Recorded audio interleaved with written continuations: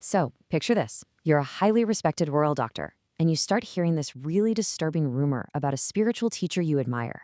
A rumor that totally contradicts their core teaching about not harming living things. Well, that's exactly where our story kicks off today, with a very serious question from a concerned follower. We're going to dive deep into this ancient conversation to find out what the Buddha actually had to say about eating meat.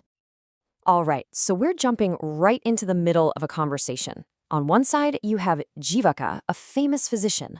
On the other, the Buddha himself. And Jīvaka is clearly worried about something he's heard, so he's gone straight to the source to get an answer. Jīvaka doesn't beat around the bush. He lays it right out there. He says, look, the word on the street is that people are killing animals specifically for you and your monks and that you knowingly eat this meat. I mean, that is a huge accusation. It suggests the whole teaching is built on a kind of hypocrisy. And you gotta respect Jīvaka here. He's not just spreading gossip. He's confronting the issue head on. He asks, respectfully but very directly, is this true? Are people telling the truth about what you teach, or are they just making things up and slandering your name? It's a real moment of truth. So how does the Buddha react? Well, he doesn't dodge the question or get defensive. His answer is immediate, it's sharp, and it's designed to cut right through all the misinformation. And there it is, a flat-out denial. He basically says, Jīvaka, whoever is saying that is not quoting me. They are straight up lying about me. And just like that, the rumor is squashed. But he doesn't stop there. He then explains what he actually teaches on the subject. Okay, so this is where we get to the real heart of the teaching. You see, it's not a simple, yes, you can eat meat, or no, you can't. It's way more nuanced than that. The Buddha lays out this really clear ethical guideline for his monks, which we now call the Rule of Three Purities. The rule is actually beautifully simple when you break it down. He lays out 3 conditions that make meat unacceptable for a monk, and on the flip side, what makes it perfectly okay.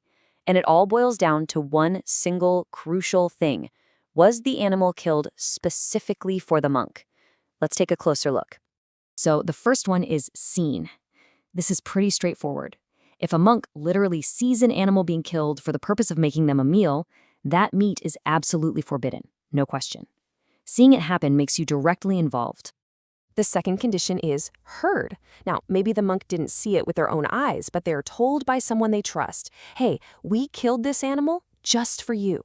Well, just hearing that information makes the meat unacceptable to eat. And this third one, suspected, this is maybe the most interesting. It's all about using your common sense. If the situation just feels off, like say you visit a family that you know never ever serves meat, and suddenly they bring out this elaborate meat dish just for you, you should have a reasonable suspicion it was prepared on your account. And in that case, you have to refuse it. So you see, it's not just about the food itself. This is really key. The Buddha goes on to explain that the mindset of the person eating is just as important. He describes the kind of mental state a monk needs to have when they receive any kind of food. He says a monk should always be radiating loving kindness, compassion, sympathetic joy, and equanimity. And this isn't just, a temporary feeling. It's supposed to be this boundless state of mind that extends to every single living being everywhere. The simple act of eating a meal can't be allowed to break that foundation of universal goodwill. And this gets to the whole point of eating for a monk in the first place. It's not about pleasure or enjoying a fancy meal or anything like that. It's simply fuel for the body. A monk is supposed to eat with total mindfulness, no greed, no attachment, just seeing it as a way to sustain the body so they can continue on the path to liberation. But here's the thing, the responsibility isn't only on the monk. The Buddha also makes it crystal clear what the karmic fallout is for the layperson who provides the food, especially if they intentionally order an animal to be killed for the monk. He says that a person who does this creates a whole lot of demerit. You can think of it as negative karma, through 5 distinct actions. It's not just one bad deed. It's a whole chain reaction of intention and consequence. Just look at how this plays out. The bad karma starts the moment you give the order, bring me that animal. Then it builds with the animal's pain and fear as it's being captured. It gets worse with the explicit command, kill it.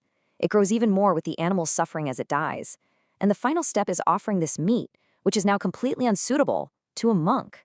Every single step in that chain carries its own heavy karmic weight.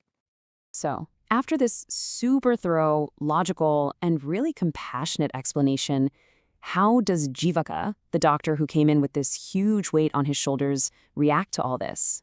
He is totally blown away. You can just feel the relief and clarity in his words. Amazing, astounding.